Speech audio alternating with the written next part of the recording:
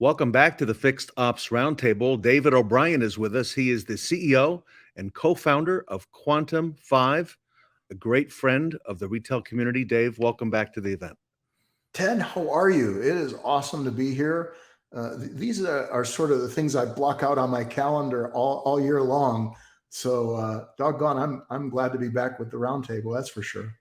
I know you take this very seriously, and we are very grateful to you for all that you do for retail fixed operations and beyond, Dave. At Quantum 5, you're making a big difference. I'm No, no, excited about your topic today, too. yeah, no, you brought us on this journey, buddy, and we're grateful. Yeah, I am excited. You and I have been talking about this for a while, and I'm a guy who's got a huge passion for the heart of service advisors. Anytime I want to get the sales department in a dealership riled up, I just tell them the truth, right? I tell them service advisors have the hardest job in a car dealership. And so the fact that you and I get to talk a little bit today about service advisors and what the top ones are doing around America, I love it. I know you've done a lot of research for this segment, Dave. I had a chance to look ahead of time, and the content, I understand, is based on over 3 years of successful selling skills from Quantum 5. And I'm curious what the top service advisors in the country are doing to create a significant ROI month after month. And you're right, it is the toughest job in the store. No question about it, right? Ted, whenever I'm with you, one of the things I try to make sure I do, because your audience deserves more fact than opinion, right? And, thanks to our acquisition last year of ESIQ, our company, thanks to the work they've done around the NADA workforce study and around interviews in dealerships with, last year over 60,000 just in 2022. So I went back and I started to pull the data about service advisors, and I pulled our team who's trained several thousand advisors in the last 3 years. And I said, give me the top 5, right? And so you can just imagine what Sarah Van Tyne and some of the talented people we have said when I went top 5 most important skills and things that service advisors execute on that creates ultra high performance. You ready for me to start? I got 5 really good ones for you. I'm ready, my friend. I'm going to take a lot of notes too. All right. Number 1, right? And they were really clear about correcting some of my words. So I hope the audience grabs this one, right? Okay. Number 1, they said they have a real walk around. So they didn't say they do a walk around. They said they have a real walk around. And they said great advisors don't view walk arounds as a chore. They don't see it as, oh, I've got a compliance issue, I should check for door dings, right? And they don't see it as a way to just, stick a tire tread measure in there and hold it up in the air, right? Great advisors make it real, they said, because what they do is they use this as relationship time, great question time. Hey, I haven't seen this person. The last service interval was 10 months ago. How are they? How have they been? How's the vehicle overall, right? I'm going to reestablish trust. I'm going to reestablish relationship. And I'm going to let this customer know I am here for them. I am focused. I am the advocate for making sure this vehicle runs great, does great. And it's this real activity that's not forced for them, is what the team and all the data told me, right? And then I said to the team, I go, okay, what's the most important pro tip, right? So you can just imagine my team now going, okay, well, we just told him what the most important thing was. And the pro tip they said is when they talk to the great advisors, right? Because they're busy, I think so many times people underestimate how busy advisors are, right? And as smart a scheduling process as we can do, they got a lot going on. And so they said, the great advisors always have 1 or 2 questions ready in their mind that are regular questions that are about how will I make it real, right? So Ted, last time I saw you, you said you hadn't been going out much. You hadn't been to the lake. You hadn't done anything. And they go, so Ted, tell me, what have you been doing? Have you gotten to the lake? And they know how to connect in some way that makes it real for that customer and go, this wasn't fake. It wasn't just, oh, I see you like the New York Giants by your bumper sticker, right? It's real.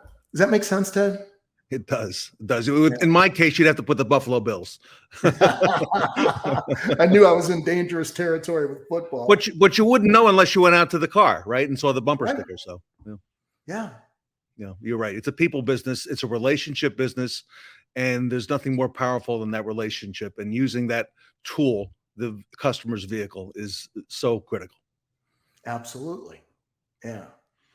Ready for number 2? I'm ready. Taking notes. All right. So the team gave me like a whole bunch of them, right? And then I forced them through a really good thinking, narrow down time. So these are in no particular order. They're just what they see great advisors doing all the time, right? Number 2, status updates are not an afterthought. Right? So they said what they see great advisors doing is not falling for that pitfall of, I didn't do a good inform. I didn't set things up when they were there so that they would know when, how, and what does an update process look like. They had CSI and retention in their mindset as, this is what keeps me from being buried in voicemails on my phone. This is what keeps me from having an upset customer calling the receptionist and going, I haven't heard from Dave, right? So they said status updates are a part of what they do to understand, where will the customer be? How will I reach you? What's the best way to reach you? Here's what our system's going to do. Here's what I'm going to do. Here's the approximate time a day. And they said advisors who really get good at this have a natural way of setting up communication. They know the customer's preferences. They know things that allow them to reduce those inbound emails and texts and phone messages that could bog them down. And they have prepared with a process that lets a customer go, oh, so this is what will happen. This is how I know things. This is when I'll know them by. And they even knew that I'd prefer a text because I'll be in meetings all afternoon. Right. But if you text me, I'll be ready for that, right?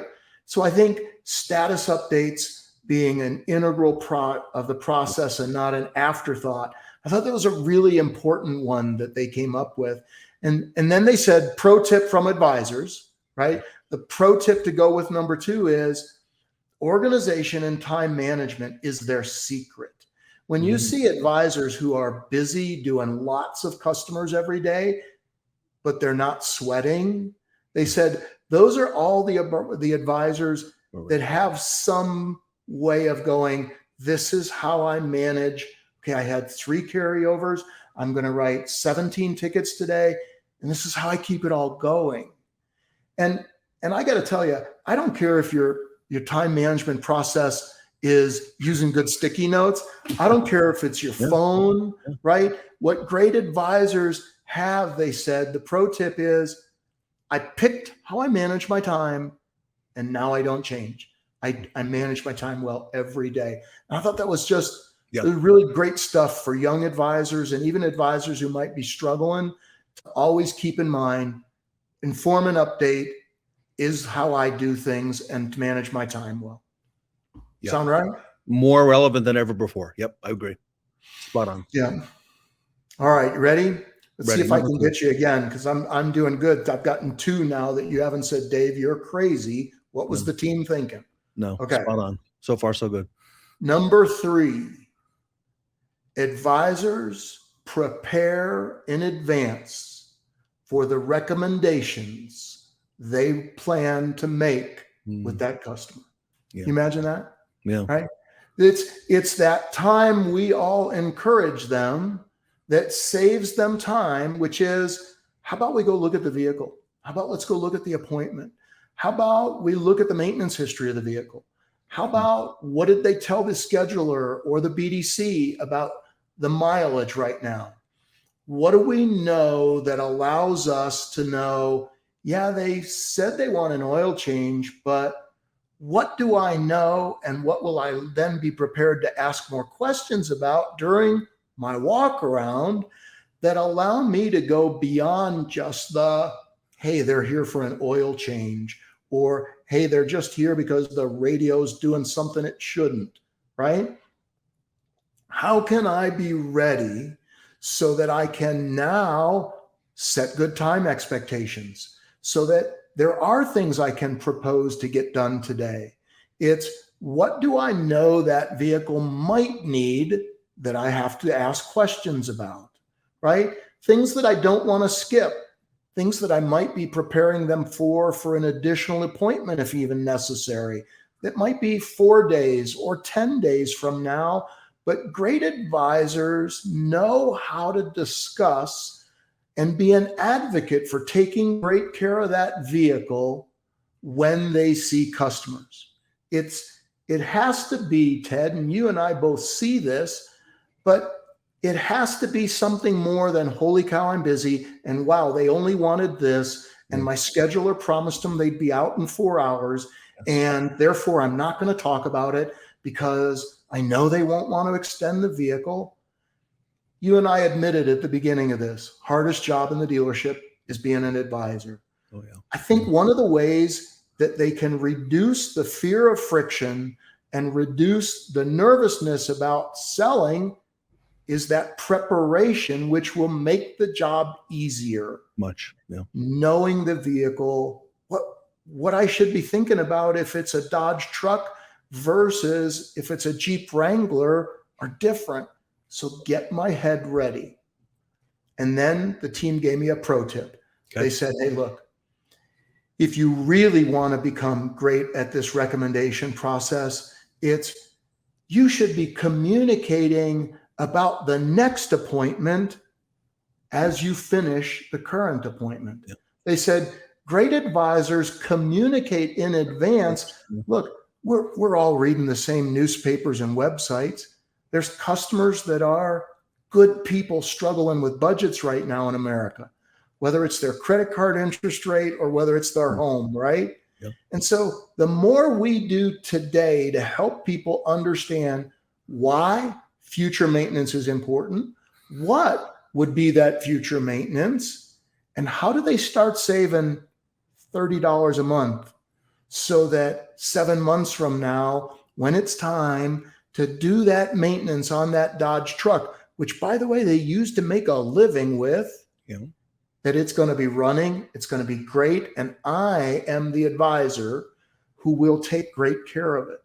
So I loved that one about the preparation, and I loved that the pro tip was extending that preparation to the customer level so that customers have budgets in mind, things aren't a surprise. Sound right? Yep. I'm in agreement with all three so far. I'm good. Love it. Good stuff. All right. Number 4. I haven't gotten in trouble on 3 of them yet. Let's see how I can keep going, right? Number 4, they said, great advisors know the importance of discussing more than just the red or yellow results on an MPI. How am I doing? So here's what the team said, advisors tell them. Yeah. They said, I build trust with people by investing the time to make sure they know that I know there's green on there, that there's things that are going well that don't need to be addressed, things that are making that vehicle run great, because I have to show the customer that my tool, whatever my MPI tool is not there for manipulation. They said, the more I use it as a comprehensive, let me share about your vehicle. And one of my team said to me, it's sort of like going for a physical, right? I have to have a physical. It's September, and every September my doctor schedules me, right? And so I thought about it, and my doctor does the same thing, right?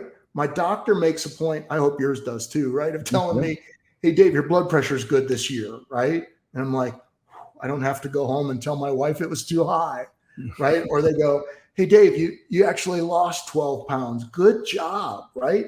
Because my doctor's got this really long list from a blood test of things about me, right?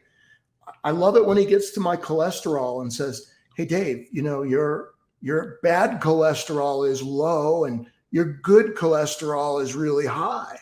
So I thought when I heard these advisors say this, I go, it makes so much sense. Yeah. Because when my doctor does it with me, it makes me feel good.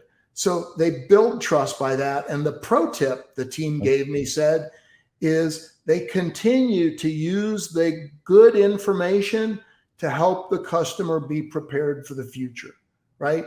Again, we're back to this. Our world has changed now, right? We have more people in the economy going, yeah, I got to pay attention. Gasoline's gone up, right? Think what it was in July and what it is now in September, Ted. And we have to think of our average customer and go, yeah, they need more planning ahead of time.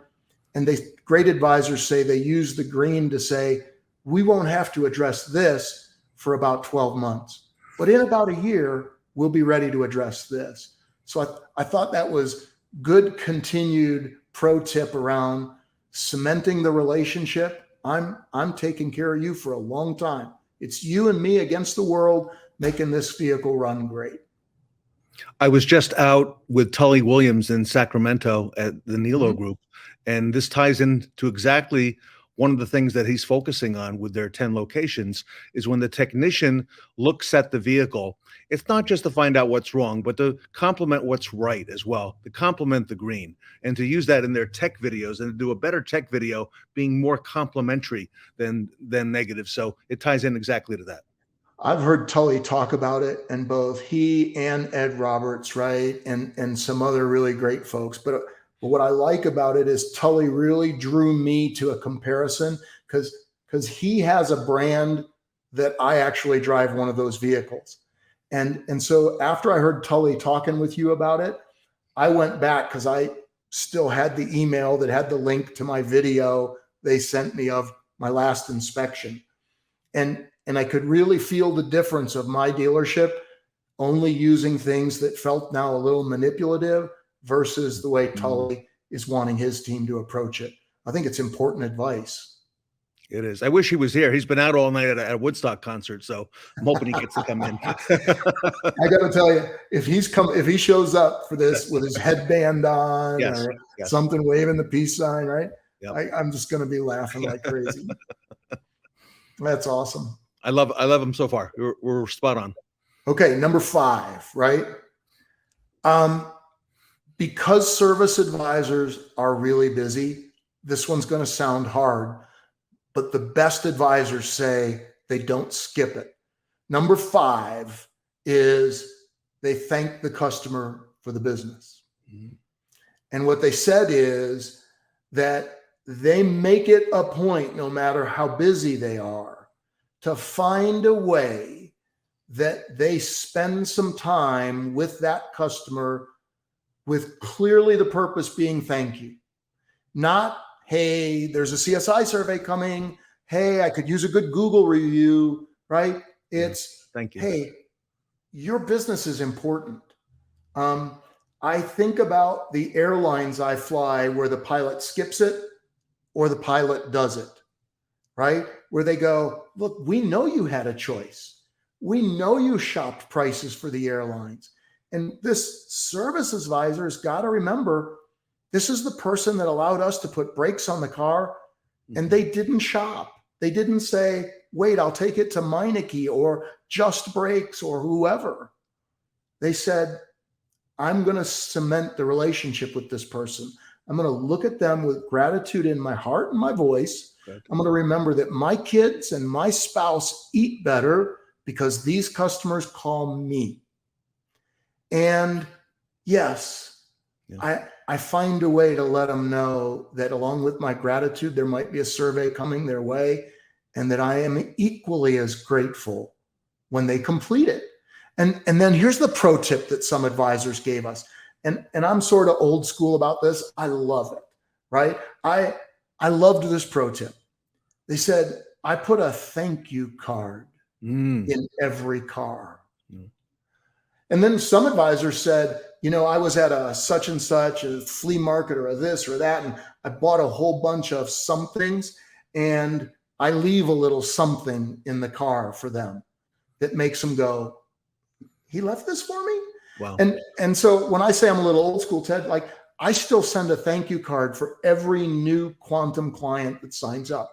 I do a handwritten card to everybody that was in the decision process, right? Because I still think there's some power beyond an email, a text that feels formatted.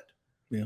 And when this advisor group said, yeah, I sign 100 of them and I just have them there. And when they tell me the car's up and it's ready, I go out and I just walk and look and I put a thank you card in every car.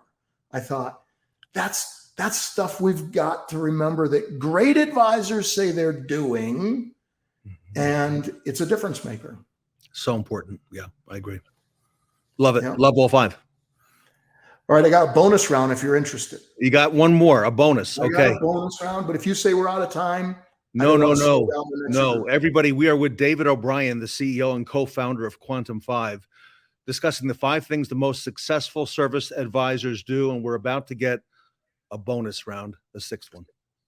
I'm going to give total credit where this one comes from because you happen to be a fan of this person, right? So this is a Sarah Van Tine bonus round pro tip. Now, what we all know about Sarah is she lived in a dealership working hand in hand with service advisors, right? Her BDC building life meant that they were her partners. So Sarah says, bonus round pro tip, they understand the factory warranty and they understand the extended service contract that we sell to customers. They don't stand there and go, I don't know, I'm not sure, right? They make sure that they convey the confidence to customers when they go, here's what's wrong. Is it, of course it's covered, right? And that the advisor doesn't have to go, I don't know, that advisor knows how to go, Mr. Ings, I got you.